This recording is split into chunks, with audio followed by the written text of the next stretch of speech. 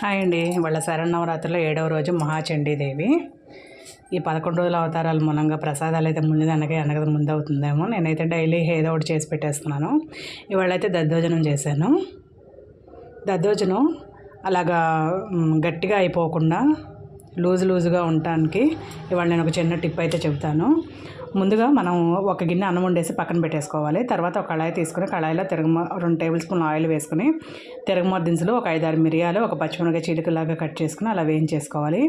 వేయించిన తర్వాత ఈ ఉడికిన అన్నం అంతా అలాగా కలిపేసుకుని ఇలాగ పప్పు గుచ్చిదా మెత్తగా మెదిపుకోవాలి. మెదిపిన తర్వాత ఇదిగోండి ఒక గ్లాసు పాలు పోయండి. పాలు పోస్తే మనకి గట్టిగా అయిపోకుండా దద్దోజనం చక్క లూజుగా ఉంటుంది.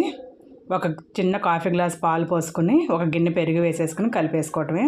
బాగా లేత కరివేపాకు చూసి ఇలా వేడిగా ఉన్నప్పుడు కొద్దిగా కలిపేసుకుంటే చక్కగా మగ్గిపోతుంది. ఫైనల్గా దానిమ్మ గింజలు అనేది ఆప్షనలేనండి, వేసుకోవచ్చు, స్కిప్ కూడా చేయొచ్చు. వీడియో నచ్చితే ప్లీజ్ డూ సబ్స్క్రైబ్.